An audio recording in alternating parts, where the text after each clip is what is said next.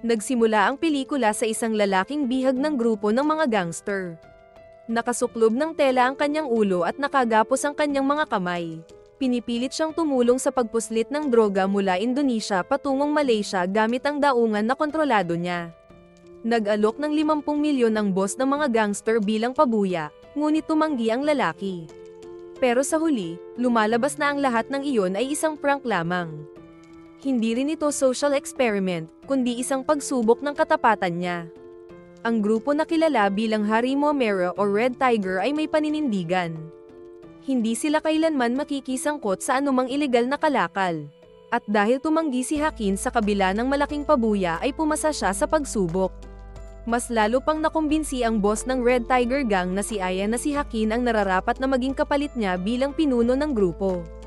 Pag-alis ni Aya ay nagturuan ng mga kasamahan niya kung sino ang dumukot sa kanya.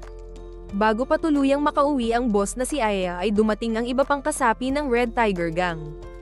Ang isang miyembro na si Uman ay nagnanais ding maging pinuno ng Red Tiger Gang. Nagsabi si Hakin na labag sa layunin ng grupo ang magbenta ng droga kaya hindi siya pwedeng maging pinuno. Kinumpranta naman ni Saki ang pagiging mayabang niya at si Juarez naman ay nagsabing hindi pwede ang puro porma lang at wala namang binatbat sa labanan.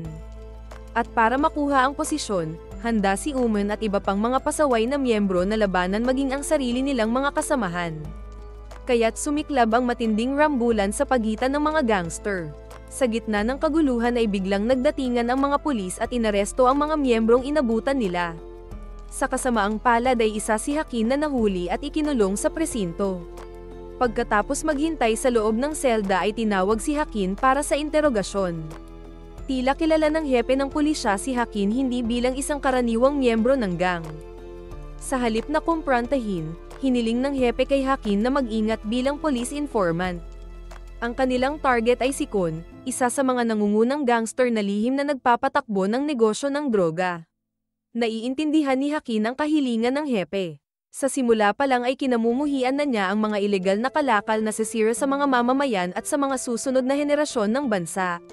Sa kabilang banda, nasa isang restaurant ng Red Tiger Gang ang ilang miyembro ng grupo.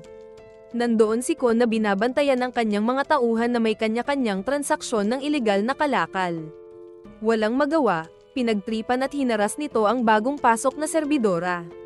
Sa kabutihang palad ay agad namang nakialam ang mga tauhan ni Hakin na nandoon din upang tulungan ang babae. Lumipat ang eksena kay Hakin na nakapagpiyansa sa kulungan. Kalalabas lang ay may nagtangka agad sa kanyang buhay. Sinundo siya ng mga tauhan na sina Saki, Juarez at Bobby. Agad nilang iniulat kay Hakin ang lumalalang pag-uugali ni Kon mula sa pagiging mapang-abuso sa restaurant ng gang hanggang sa pagkakaroon ng lakas ng loob na makipagtransaksyon ng mga ilegal na kalakal doon mismo. Pinakinggan lang ni Hakin ang kanilang mga hinaing dahil mayroon siyang sariling plano.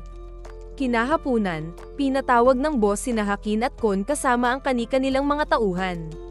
Dito, inihayag ng pinuno na siya ay malapit ng magretiro dahil sa kanyang katandaan at madalas na pananakit ng likod. Nais na rin niyang gugulin ang nalalabing panahon ng kanyang buhay sa Australia, kasama ang pinakamamahal niyang anak na si Nabila. Dahil dito, naghahanap siya ngayon ng karapat-dapat na papalit sa kanya bilang pinuno ng Red Tiger. Sa simula, itinakda ng boss si Hakin bilang kanyang kapalit sa pamumuno. Ngunit mahigpit itong tinutulan ni Kon. Iginiit niya na mas nararapat siyang mamuno dahil siya raw ang nagdala ng malaking pera sa Red Tiger. Ang pahayag niyang iyon ay suportado pa ng kanang kamay ng boss. Habang tumitindi ang tensyon, napagpasyahan ng pinuno na magkaroon ng patas na labanan sa pagitan ni Hakin at Kon. Binigyan niya sila ng 1 linggo upang patunayan kung sino ang higit na karapat-dapat na maging pinuno ng gang. Pagkatapos, nagtungo si Kon at ang kanyang mga tauhan sa bodega kung saan nila itinago ang ilegal na kalakal. Ngunit nagrereklamo pa rin siya dahil halatang mas pinapaboran ng pinuno si Hakin. Sinubukan namang pakalmahin ng kanyang kasosyo sa negosyo si Kon. Sinabi niya na kung malaking pera ang kikitain nila mula sa ilegal na negosyo na ito ay wala ng kabuluhan ang posisyon ng pinuno ng gang. Agad nilang pinag-usapan ang mga kalakal na handa na para ipadala sa Thailand. Kung magiging maayos ang lahat ay kikita si Kon at grupo niya ng 7 milyon. Isinagawa ng 2 panig ang kanilang pang-araw-araw na gawain bilang mga kolektor ng utang. Dito, naging malinaw ang pagkakaiba ng mga tauhan ni Nakon at Hakin sa pangungulekta ng utang. Habang ang mga tauhan ni Hakin ay chill lang maningil ng utang na may kasamang pangunawa at pagbibigay ng palugit, ang mga tauhan naman ni Kon ay hindi nag-aatubiling gumamit ng dahas kapag hindi nakakabayad ng utang ang mga sinisingil. Nagpatuloy ang pangungulekta ng utang ng magkabilang grupo. Isang may pangunawa at ang isang grupo naman ay gumagamit ng dahas kapag naniningil. Sa huling destinasyon ni Hakin at ng kanyang mga tauhan, siningil nila ang isang matandang lalaki na nakatira sa apartment. Gayunpaman, nagulat sila dahil ang anak na babae ng matanda ay si Anes, ang bagong serbidora sa kainan na tinulungan nila dati. Dahil dito, si Saki na noong una ay agresibo ay biglang naging pusong mamon.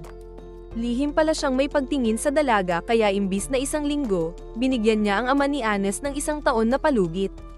Pagkatapos maningil, inipon ni Hakin at ng kanyang mga tauhan ang nakolektang pera para ibigay sa boss. Gayunpaman, maliit lamang ang halagang nakuha nila. Kaya naman, hinikayat ni Hakin ang kanyang mga tauhan na sila na muna ang mag-abono para sa bahagi ng natitirang utang.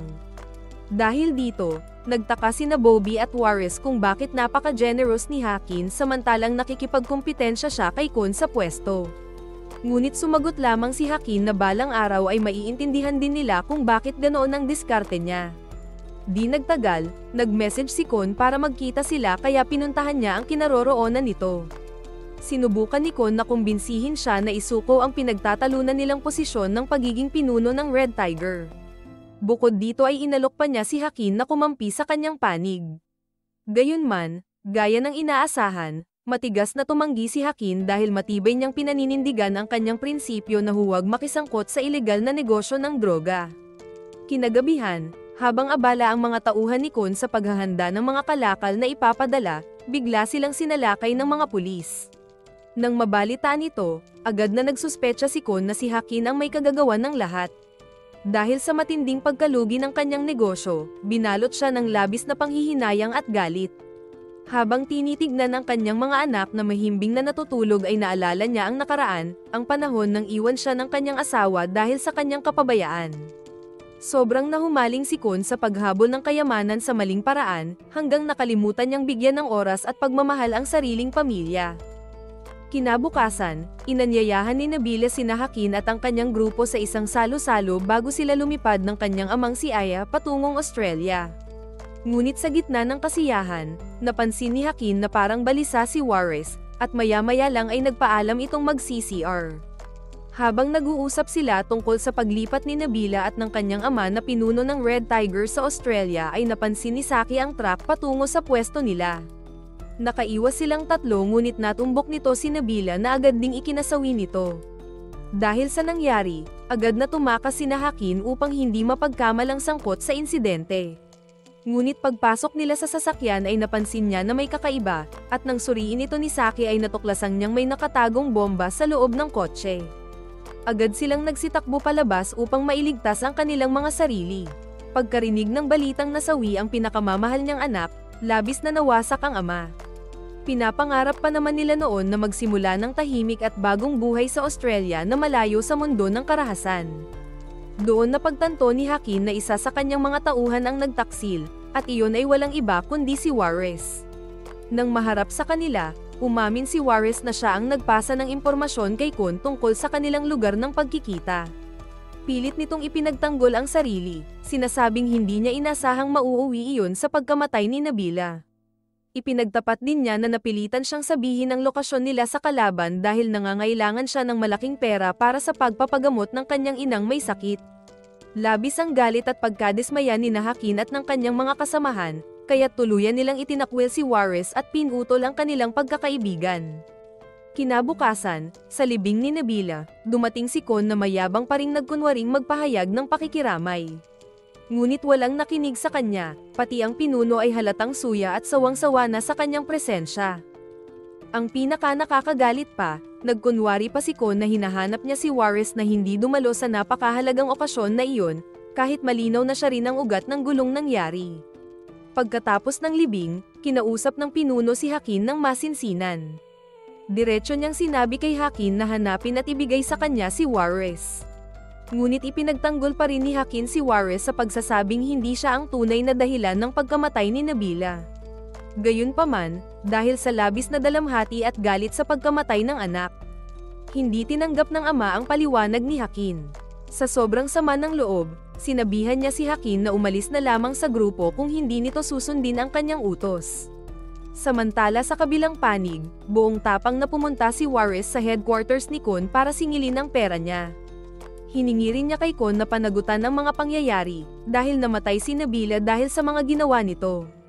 Ngunit sa halip, nangako si Kon na magbabayad ng doble kung tutuparin ni Juarez ang isa pang kahilingan. Ito ay ang patayin si Hakin. Agad na tinanggihan ni Juarez ang alok, at dahil doon, siya ay malubhang binugbog ng mga tauhan ni Kon. Tinawagan naman ni Kon si Hakin, in-inform ito na ang buhay ni Juarez ay nasa kanyang mga kamay. Pagkarinig nito, agad na nagmadali si Hakin patungo sa headquarters ni Kon. Ngunit hindi pala siya nag-iisa. Sa labas ng gusali, nagdala siya ng isang puwersa ng gangster na handang makipag-away at wasakin ang lugar. Binigyan si Kon ng 5 minuto para ibigay si Juarez kay Hakin. Nang malaman na ang kanyang pinaghirapang gusali ay nanganganib na manakawan at masira, napilitang palayain ni Kon si Juarez ng ganoon na lamang. Pagkatapos ay dinala ni Hakin si Juarez sa isang tahimik na lugar. Dito, sinubukan niyang kumbinsihin si Juarez na bibigyan niya ito ng isang pagkakataon basta't susundin ni Juarez ang kanyang mga tagubilin. Sa sandaling iyon, napansin ni Hakin na may isang sasakyang nagmamanman sa kanila. Kaya, trabaho ni Nasaki at Bobby na turuan ang mga ito ng leksyon. Nagwika si Bobby sa espiya na nagkamali sila ng minamanmanan. Pagkatapos, dinala ni Hakin si Juarez sa bahay ni Anes.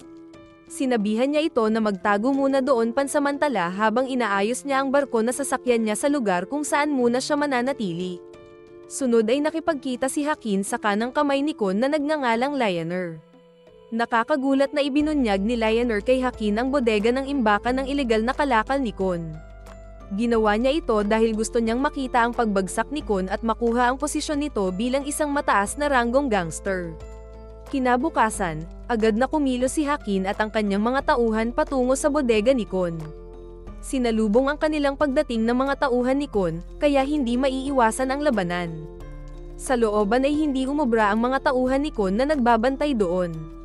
Isa sa mga bantay ay napilitang ibunyag ang pinaglalagyan ng kalakal ni Kon. Sinabuyan nila ng gasolina ang container van tapos ay sinunog ang laman nito. Galit na galit si Kon nang makitang sunog na ang mga kalakal niya. Pati ang mga tauhan niya ay hindi nakaligtas sa kalupitan niya. Alam niyang si Hakin ang may kagagawan ng mga ito. Sunod niyang tinungo ang bahay ng kanilang pinuno. Galit niyang kinwestiyon kung bakit palaging pinapaboran nito si Hakin, gayong siya naman ang nagbibigay ng malaking kita sa kanilang grupo. Bukod pa rito, sinabi rin ni Kon na si Juarez ang utak sa likod ng pagkamatay ni Nabila. Ngunit labis na ikinagulat ni Kon ang tugon ng pinuno na hindi niya kailanman sinabi na si Juarez ang pumatay sa anak niya. Samantala, pumunta sina Hakin at ang dalawa niyang kaibigan sa bahay ni Anes. Sinabihan niya si Juarez na maghanda agad at siguraduhing makarating sa tagpuan sa tamang oras pagsapit ng gabi. Ngunit pagbaba ng tatlo mula sa apartment ay nagulat sila sa malakas na tunog. Iyon ay ang ama ni Anes na hinulog mula sa apartment sa itaas.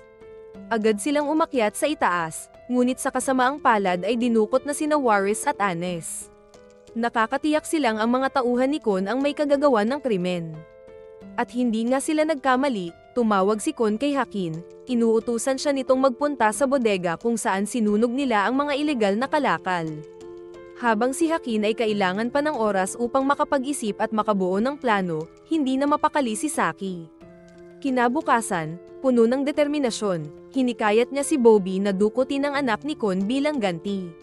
Nag-abang sila sa labas ng paaralan, at nang dumating ang sasakyang susundo sa bata, agad nila itong hinabol at hinarang. Ngunit sa kanilang pagkagulat, napaghandaan na ni Kon ang tangkang pagdukot. Lalong naging magulo ang sitwasyon kaya't nakipagkita si Hakin sa hepe ng pulisya upang pag-usapan ang tungkol sa pagdukot at pagpatay. Dito, bumuo sila ng plano upang maipatupad ang hustisya. Sa gitna ng kanilang pag-uusap, tumawag bigla si Kon kay Hakin at sinabi na nasa kanyang mga kamay na ngayon ang 2 tauhan nito. Agad na umalis si Hakin upang iligtas ang mga ito, habang paulit-ulit siyang pinapaalalahanan ng hepe na huwag kalimutan ang kanyang tungkulin. Lumalabas na hindi lang pala impormante si Hakin kundi tunay na kasapi ng pulisya na may sikretong misyon. Samantala, nakipagkita si Kon sa pinuno upang muling kumpirmahin kung maaari na ba siyang maging pinuno ng Red Tiger Gang.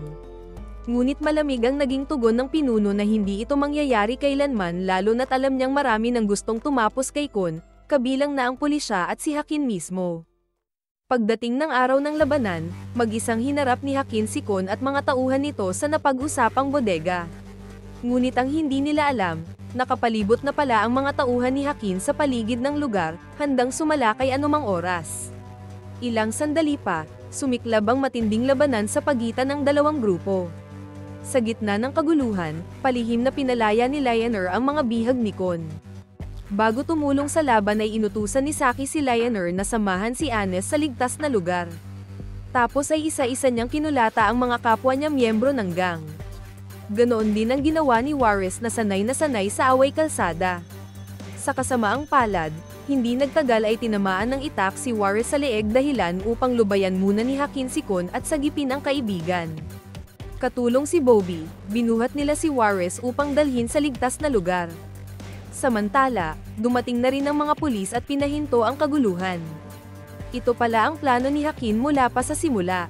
Ito ay ang palibutan ng bodega ni Kon gamit ang puwersa ng pulisya. Gayunpaman, sinubukan ni Kon na tumakas kaya agad siyang hinabol ni Hakin at Saki. Nang tuluyang ma-corner si Kon, sinubukan siyang kausapin ni Hakin upang isuko na ang sarili sa pulisya. Ipinaliwanag niya na mas mabuting sumuko na lamang si Kon, lalo na't may dalawa pa itong anak na nangangailangan ng ama. Ngunit sa halip, may hindi inaasahang sinabi si Kon. Inamin niyang hindi niya kailanman nagustuhan si Hakin, ngunit sa pagkakataong iyon, nagmamakaawa siyang alagaan ni Hakin ang kanyang dalawang anak. Nagmatigas siya sa pagsasabing doon na siya mamamatay o kaya ay sa kulungan. Habang papalabas si Kon mula sa pinagtataguan ay naisip niya ang kanyang mga kabiguan sa buhay. Hinarap niya ang mga pulis na nagpaputok ng warning shot. Matapang niyang inilabas ang balisong at sinugod ang mga alagad ng batas. Dahil dito, agad siyang pinaputokan ng mga pulis at tinamaan ng sunod-sunod na bala na naging dahilan ng kanyang kamatayan. Nagtapos ang pelikula sa tagpong nagpapasalamat si Hakin kay Lionel sa pagliligtas sa kanyang mga kasamahan. Ngunit agad namang humingi ng kapalit si Lionel, nais niyang maging kapalit ni Kon bilang isa sa mga mataas na pinuno ng Red Tiger Gang. Subalit sinabi ni Hakin na kailangan muna niyang patunayan na karapat-dapat siya sa posisyon. Higit sa lahat, dapat niyang layuan ang ipinagbabawal na droga.